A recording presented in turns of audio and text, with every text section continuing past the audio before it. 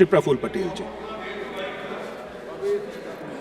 उप सभापति महोदय, आपको भी धन्यवाद और सदन के नेता और सभी राजनीतिक पार्टी के नेताओं को भी बहुत बहुत बधाई देता हूं कि एक अच्छी सकारात्मक चर्चा करने के लिए हम लोगों ने आज ये चर्चा जारी की है।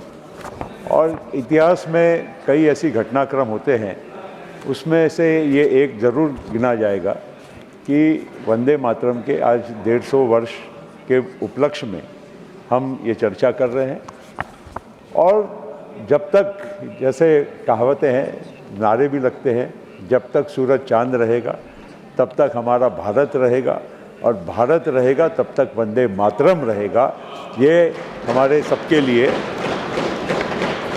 यह सच्चाई है, यथार्थ है।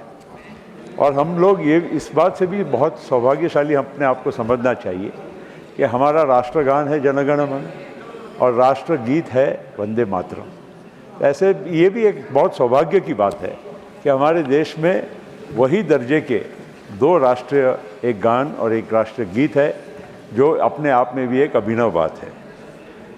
हमारा देश आज़ादी की लड़ाई तो लंबी चली।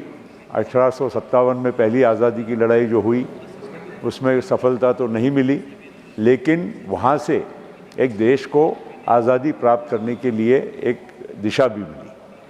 और बंकिम चंद्र जी चट्टोपाध्याय जी ने जो उन्होंने 1875 में ये वंदे मातरम की रचना की, एक प्रकार से वो 1857 की जो हमारी भूमिका थी, जो देश का जज्बा था, उसको एक जागृत करने का और एक सुंदर कविता के माध्यम से देश के कोने कोने तक पहुंचाने का काम किया। और ये बात भी सही है, इसका इतिहास गवाह है, बहुत सारे लोगों ने अलग अलग तारीखें दिया हैं कि कश्मीर से कन्याकुमारी कहिए, पूरे देश में हम इस नारे की गूंज सुनते थे।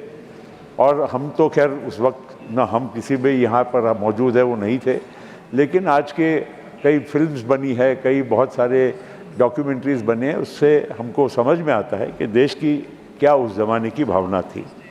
और ये देश हमारा जो एक ज़माने में सोने की चिड़िया कहा जाता था, आखिर कई समझो 1000 साल, 1500, 2000 साल में कई हमारे देश में लोग आक्रमण करे, कई लोगों ने हमारे देश को लूटने का काम किया, और देश बाद में अंग्रेज़ों ने आकर खास करके उसको बंटवारा किया, और बांटते बांटते हमारा देश गुलामी के ओर और इस दलदल में फंसता गया।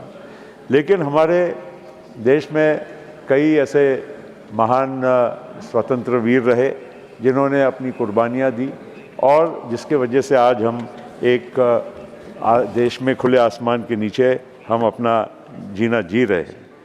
देश टिका है, उपसभापति महोदय, भारत के एक सशक्त संविधान की वजह से।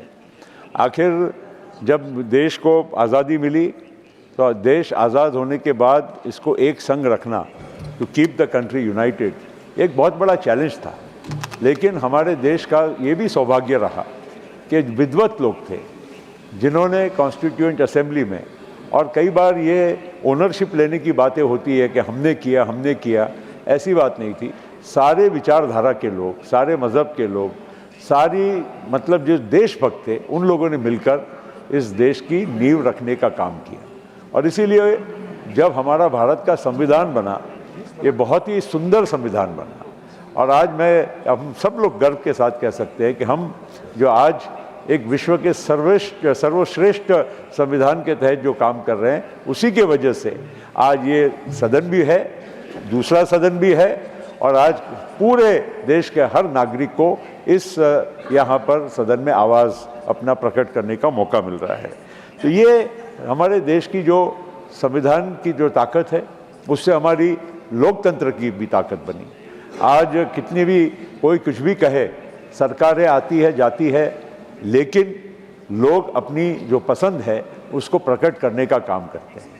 और हमारे संविधान को जब गला घोटने का भी काम हुआ, इस देश में आपातकालीन स्थिति भी जब आई, तो उसका भी इस देश के, हमें लगता नहीं था, हम जरा उस टाइम कम उम्र के थे, लेकिन हम देखते थे कि जिस तरह से देश में गरीब लोगों के ऊपर अत्याचार होता था, नसबंदियाँ होती थी, लोग खेतों में जाते थे, पेड़ों पे जाके छुप जाते थे, हमें लगता नहीं था कि गरीब लोगों के इसमें, और डर जो का एक खौफ का वातावरण था कि लोग इसके बारे में कोई रिएक्ट कर पाएंगे।